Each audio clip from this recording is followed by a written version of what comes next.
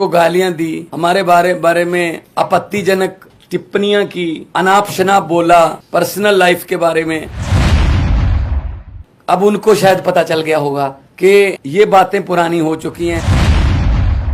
तो 10-11 महीने हमारे एमपी को मिले हैं, लेकिन 10-11 महीने में ही हम इतना काम करेंगे कि अगली बार हमको हाथ जोड़कर वोट ना मांगने पड़े। हम वहां स्कूल ऑफ एमिनेंस की बात कर रहे थे, स्कूलों के नाम पे वोट मांग रहे थे। हम वहां पर बिजली का बिल 0 जो आया उसको आगे कैसे लेके जाना है, ऐसे ही ये जारी रहेगा।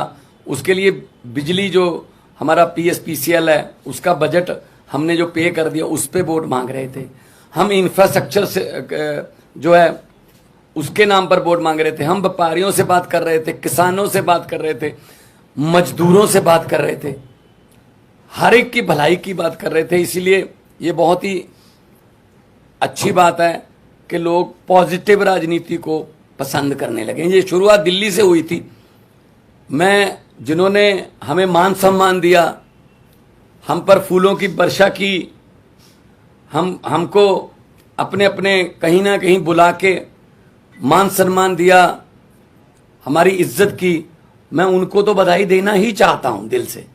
लेकिन जिन्होंने हमको गालियां दी, हमारे बारे में आपत्तिजनक टिप्पणियां की, अनाप शनाप बोला, पर्सनल लाइफ के बारे में, उनको भी मैं कहता हूं कि वो भी उनका भला हो। अब उनको शायद पता चल गया होगा कि ये बातें पुरानी हो चुकी हैं कि किसी पर कोई भी इल्ज़ाम लगा दो, ये हो गया वो हो गया। लोग इस पर ध्यान नहीं देते। लोग ये चाहते हैं जी हमारे बच्चे को पढ़ाई अच्छी मिलेगी, हमारे बच्चे को रोज़गार मिल जाएगा, हमारे बिजली का खर्चा कम हो जाएगा, हमें बुज़ुर्गों का इलाज फ्री हो जाएगा। लोगों को ये मुद्दे चाहिए। शायद आने वाले दिनों में वो जो भटके हुए लोग हैं वो भी शायद अपनी जो है लाइन या अपना एजेंडा चेंज करें कि हमें ये एक दूसरे पर कीचड़ फेंकने वाली राजनीति की बजाय हमें विकास की बातें करनी चाहिए। तो जब 92 सीट जीतकर मुख्यमंत्री का मुझे दायित्व दिया था, अरविंद केजरीवाल जी ने मुझ पर भरोसा किया था, तब भी मैंने यही कहा था कि जीतने के बाद हमको अहंकार नहीं करना है। अभी तो हमारी जिम्मेदारी बड़ी है और ज़्यादा मेहनत से काम करना है। अब जलंधर वालों ने इतना मान सम्मान किया, जलंधर वालों ने इतना भरोसा किया, उम्मीद आस जगी है, तो हमको और जिम्मेदारी से काम करना होगा। जलंधर को कैसे चमकाना है और हमारे पंजाब के शहरों को कैसे हमने चमका के पूरे देश में हमारे स्टेट को नंबर 1 बनाना है, ये हमारा अगला मकसद है। रंगला पंजाब, कलरफुल पंजाब जो हमारा टीचा है उसकी तरफ हम बढ़ रहे हैं। आज जब जीत हुई मेरा हौसला बहुत बढ़ गया, क्योंकि हम लोग जब जाते थे, अरविंद जी रोड शो में जाते, हम यही लोगों को कहते थे कि 11 महीने की इलेक्शन है, अगले साल इन दिनों में फिर कोड लगा होगा, 2024 की इलेक्शन चल रही होगी, बल्कि मार्च में ही लग जाता है, मार्च के एंड में। तो 10-11 महीने हमारे एमपी को मिले हैं, लेकिन 10-11 महीने में ही हम इतना काम करेंगे कि अगली बार हमको हाथ जोड़कर वोट ना मांगने पड़े।